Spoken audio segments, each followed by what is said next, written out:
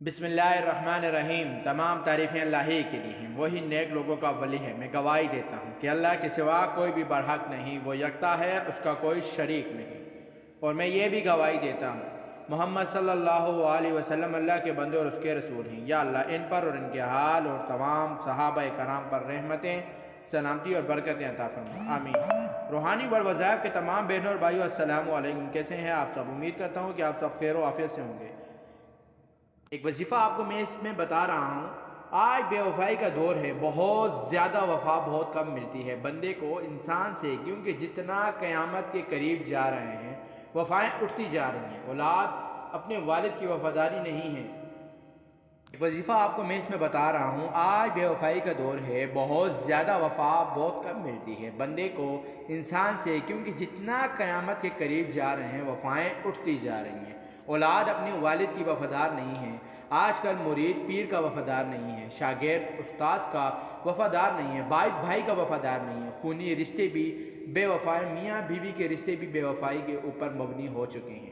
تو آپ کو وفاؤں کو حاصل کرنے کا بڑا خاص عمل دے رہا ہوں۔ انشاءاللہ آپ کو اپنے رشتوں سے بے وفائی نہیں ملے گی۔ آج کل ایسا وقت چل رہا ہے، خطیب مقتدیوں سے ڈرتے ہیں، پیر مریدوں سے ڈرتے ہیں، استاد شاگردوں سے ڈرتے ہیں، باپ اپنے بچوں سے ڈرتے ہیں، کیونکہ وفائیں اٹھتی جا رہی ہیں۔ ایسا مجرب عمل کائنات میں سب سے وفا والا ابو بکر تھے حضور کے ساتھ۔ اور یاد رکھیں، ابو بکر سے بڑا وفا والا کوئی پیدا ہو ہی نہیں سکتا، پیدا نہیں ہو سکتا۔ اور وفا کا حق ادا کیا کہ آج بھی ساتھ ہیں، کل بھی ساتھ ہوں گے، جنت میں بھی ساتھ ہوں گے۔ ہم انشاءاللہ نہیں کہتے، کیونکہ یقین ہے کہ ہوں گے۔ اللہ نے کہہ دیا ہے نا، یا تو اللہ نے نہ کہا ہوتا، حضور نے نہ کہا ہوتا، ہم کہتے شاید ہوں گے۔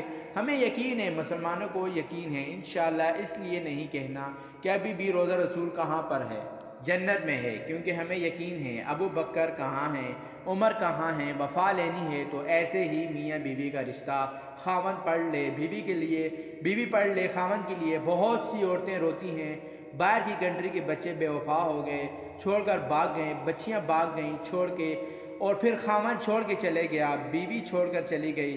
کوئی بھی رشتہ ہے، یہ بڑا خاص عمل انشاءاللہ آپ کو وفائیں عطا فرمائے گا۔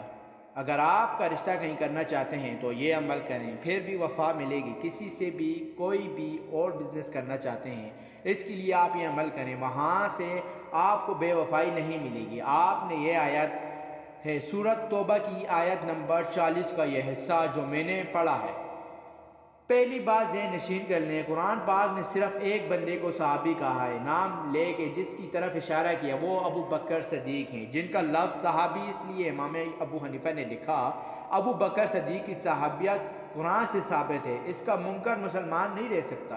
تو ابو بکر صدیق کے مقام کو سامنے رکھیں اور وفا کو سامنے رکھیں، پھر آپ یہ جملہ پڑھیں، لا تحزن ان اللہ معنا، لا تحزن ان اللہ معنا، لا تحزن ان اللہ معنا۔ اس کو 70 بار پڑھ لیں اور 7 دن تک پڑھ لیں، دعا کریں، اللہ وفائیں عطا فرمائے گا۔ جو بے وفائی کر گیا اللہ اس کو وفادار بنا دے گا، جو آپ کے مخالف ہو گیا آپ کے حق میں ہو جائے گا، اور آپ کو ایسے شعر و شکر کر دے گا، راحت دے گا، جیسے ابو بکر صدیق رضی اللہ تعالی عنہ کو اللہ نے بنایا ہے۔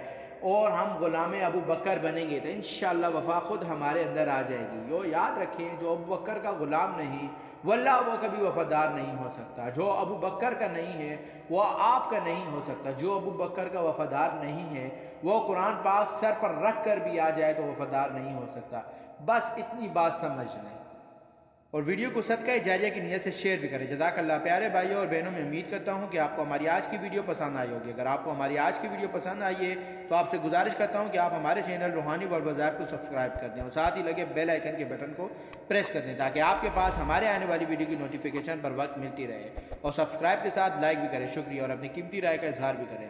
اللہ پاک آپ کو اپنے حفظ و امان میں رکھے۔ السلام علیکم۔